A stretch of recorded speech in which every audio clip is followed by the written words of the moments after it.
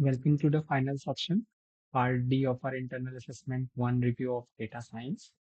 In this video, we will focus on question 19, which deals with concept of data reduction.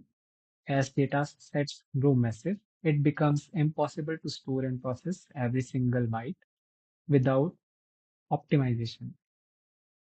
We'll break down the two main pillars of reduction: dimensionality reduction, which focuses on reducing the number of attributes using techniques like PCA and feature extraction, and numerosity reduction, which focuses on reducing the number of records. We'll also explore how methods like clustering, sampling, and histogram allows us to maintain the integrity of our data while significantly reducing its size. Let's finish strong by understanding how to make our data efficient and manageable.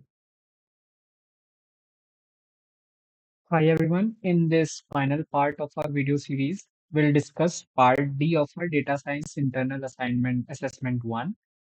This part focuses on evaluating the performance of a classification model using standard metrics such as accuracy, error rate, precision, recall, and the F measure. So let's do the our final question of the part. In this question, we are given a confusion matrix that summarizes the performance of a classifier used to predict whether a student will give a positive or a negative feedback response. The confusion matrix is as follows: true positive is 50, false positive is 10, true negatives are 80, and false negatives are 15. Using these values, we will compute all major classification performance matrices. Now let's do each one by one. First up, we have accuracy. Accuracy represents the overall correctness of a classifier.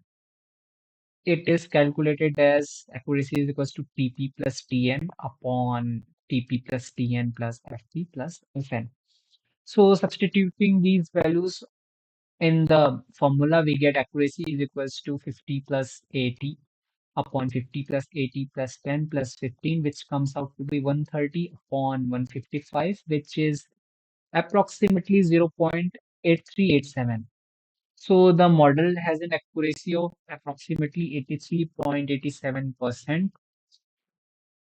Second one we have, just a minute. Yeah. In the second one, we have error rate. Error rate tells the proportion of wrong predictions made by the classifier. So error rate formula is FP plus Fn upon total samples. So error rate comes out to be 10 plus 15 upon 155, which is 25 upon 155, which is approximately 0.1613. So the model has an error rate of 16.13 percentage. Next up, we have precision. Precision measures how many predicted positives are actually correct. It is especially important when the cost of false positives are high. So precision is formulated as TP upon TP plus FP. Substituting the values, we get 50 upon 50 plus 10, which comes out to be 50 by 60, which is 0.8333 by approximation. So the precision is 83.33 percentage. Now let's also calculate recall. Recall measures how many actual positives were correctly identified in the model. It is important when missing a positive case is costly. So recall is formulated as TP upon TP plus Fn. Then recall is 50 upon 50 plus 15, which is 60 by 65. Now the recall comes out to be 0.7692, which is approximate value. And so the recall percentage is 76.92 percentage. Then we are going to calculate the F1 measure. So the F1 measure combines precision and the recall into a single metric using the harmonic mean.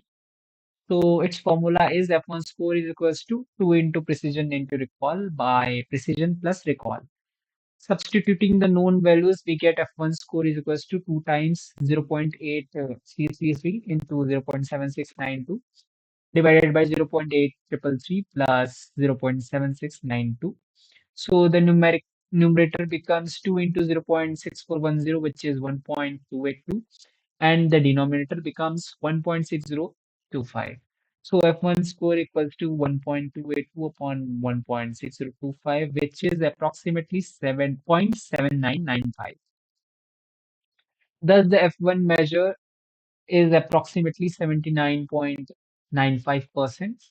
So, coming upon the conclusion, these performance metrics help us understand how well the classifier is working across different aspects, not just overall accuracy, but also its ability to correctly identify and classify positive and negative feedback. Such matrices are essential for improving model performance and ensuring reliable analytics in a real student feedback system. So here we completed all four parts of our internal assessment one of data science. Next up, we will have the video series with internal assessment two. Till then, bye. And that wraps up part D of our complete walkthrough of internal assessment one of data science. In this final section, we have established that data reduction is not about deleting information, but about summarizing it effectively. Whether we are using a parametric method like regression models to replace data with equations, or non-parametric methods like histogram to group values into bins, the objective is efficiency. We also distinguish between feature selection, which is choosing the best attributes, and feature extraction, creating new compressed attributes. I hope this series I have given you a clear structure understanding of the entire data science pipeline from statistical characteristic to advanced pre-processing. Good luck with your assessment and keep practicing.